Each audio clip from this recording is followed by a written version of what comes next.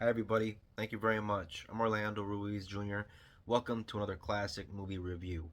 It is now the month of February, and in honor of Black History Month, I wanted to talk about one of my favorite Sidney Poitier films. He's had so many great movies in his career, movies like To Sir with Love, In the Heat of the Night, one of my personal favorites. Of course, Guess Who's Coming to Dinner, The Defiant Ones, one classic after another.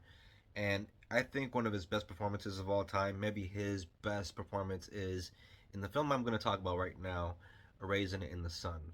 I saw this play in high school a long time ago and fell in love with it.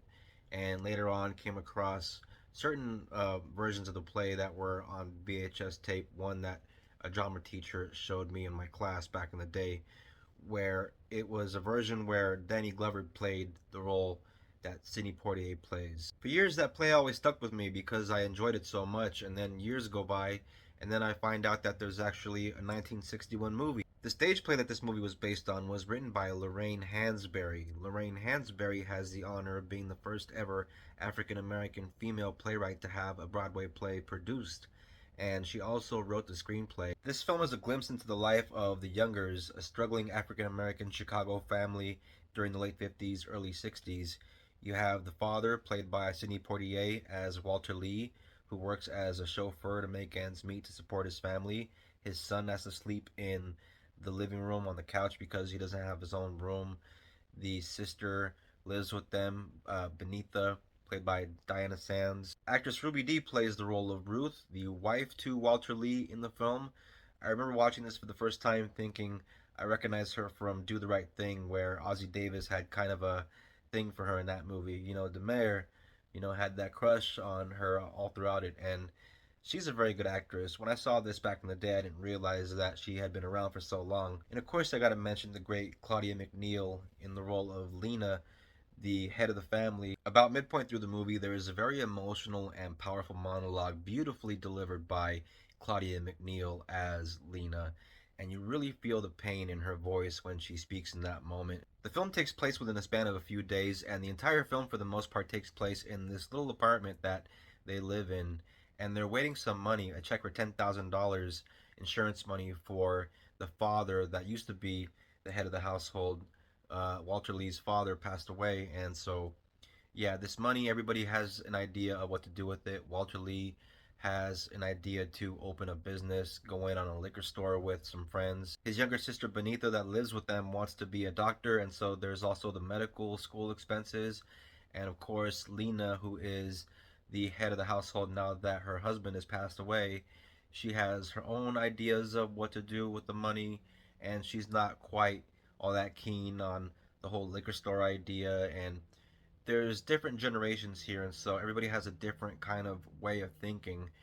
And she's from the era where it was all about survival, and she's always getting on her son about his appetite for money. The Lena character, played by Claudia McNeil, isn't the only character in the film that has a moving moment with a monologue. All the major characters in the film have a moment in the film where they express themselves and talk about whatever pain they're going through and whatever they're trying to work through. There's some really great moments with Sidney Poitier, and it's a very well rounded and realized character who goes through good times and bad times, as does everybody else in the family. And the sister, Benita, is a person that is kind of finding herself. Throughout the film, there are some taboo subjects and adult and mature themes that are explored through conversation between the characters.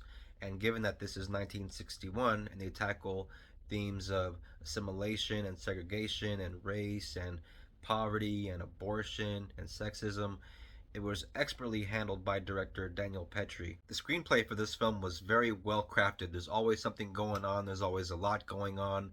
The dialogue is very rich and engaging. The performances are very memorable. All the actors that play a member of the family do a great job. By the time the film is over, I, for one, feel like a member of the family.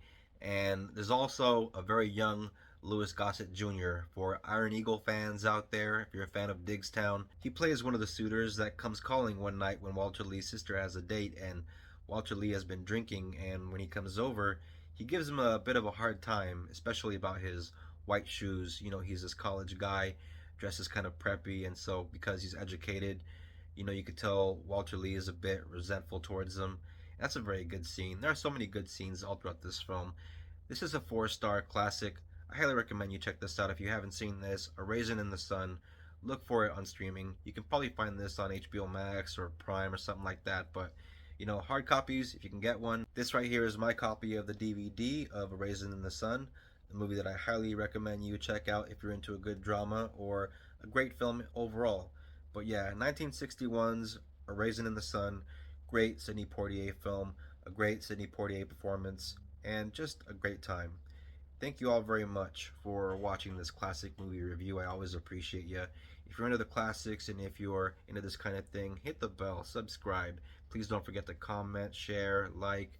If you are a returning viewer, thank you very much for watching. I always appreciate it. And please look out for the next classic movie review. Everybody take care of each other. Till next time, happy Black History Month.